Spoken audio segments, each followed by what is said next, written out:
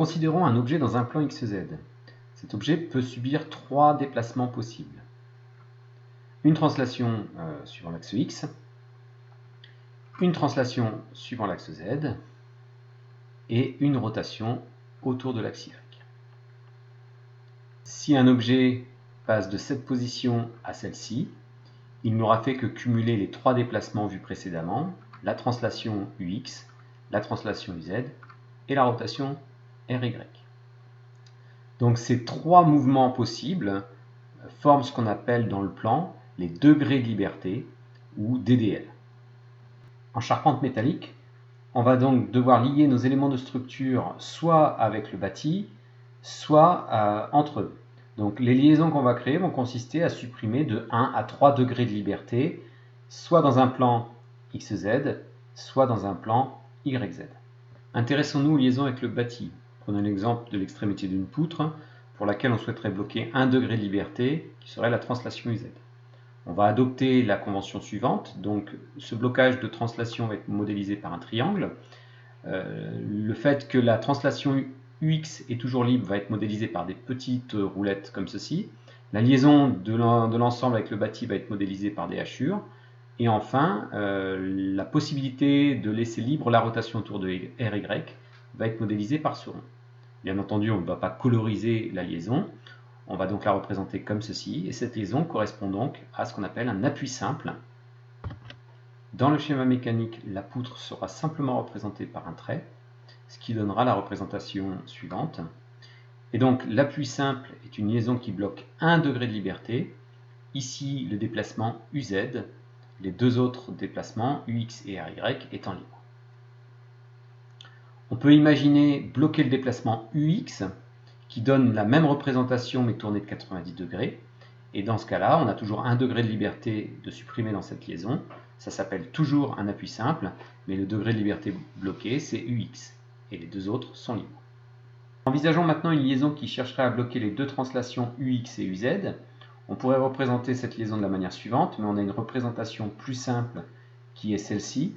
En supprimant les petits rouleaux, on supprime le déplacement UX de la liaison appui simple, et on obtient ce qu'on appelle une articulation. Cette articulation bloque 2 DDL et laisse libre la rotation.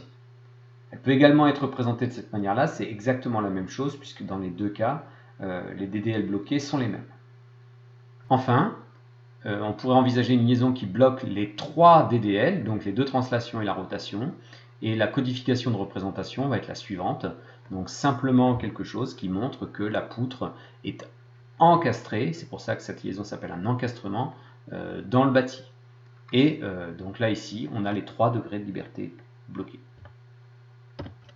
Intéressons-nous maintenant aux liaisons entre les barres. Donc si j'ai 2 barres, 1 et 2, je vais, de la même manière qu'avec les liaisons avec le bâti, je vais pouvoir créer une articulation. Donc c'est une liaison qui va autoriser uniquement la rotation d'une barre par rapport à l'autre, et donc les deux extrémités vont être liées en termes de translation. On va pouvoir créer également un encastrement qui va en fait bloquer tous les déplacements possibles d'une barre par rapport à l'autre. Je n'aborde pas ici l'idée d'un appui simple entre deux barres qui est quelque chose, un, d'assez compliqué à représenter et deux, de peu fréquemment utilisé. Cette notion de liaison entre les barres doit faire l'objet d'une attention un peu particulière. En effet, imaginons que je prenne une structure comme celle-ci, donc constituée de 3 barres, donc une articulation avec le bâti en pied de poteau ici, un encastrement avec le bâti en pied de poteau ici, et des articulations qui lient les 3 barres. Donc si j'exerce un effort horizontal, cette structure va se déplacer, va se déformer. La notion d'articulation, de liaison entre les barres par articulation au niveau de ce nœud-là, explique que le seul déplacement possible d'une barre par rapport à l'autre est la rotation. Mais ça ne veut pas dire que le nœud en lui-même ne peut pas se déplacer. On voit bien ici que le nœud se déplace.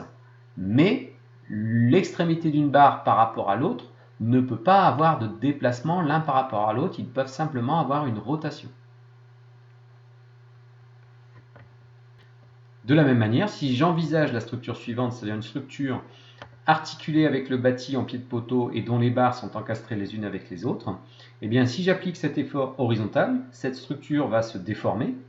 L'encastrement indique qu'aucun degré de liberté n'est possible, c'est-à-dire qu'aucun déplacement de cette barre par rapport à celle-ci n'est possible au niveau du nœud. Alors ce qu'on appelle le nœud, c'est la jonction entre les deux barres. Mais encore une fois, ça ne veut pas dire que le nœud en lui-même ne peut pas se déplacer. Ici, on voit clairement encore que le nœud se déplace. En résumé, on va distinguer deux types de liaisons, les liaisons avec le bâti et les liaisons des barres entre elles.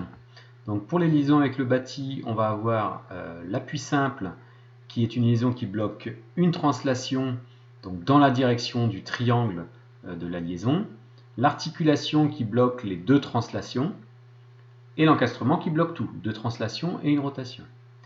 Et ensuite, on va avoir les liaisons entre les barres, on va avoir l'articulation qui bloque les déplacements des extrémités d'une barre par rapport à l'autre, donc qui laisse libre que la rotation, et l'encastrement qui empêche tout déplacement d'une barre par rapport à l'autre.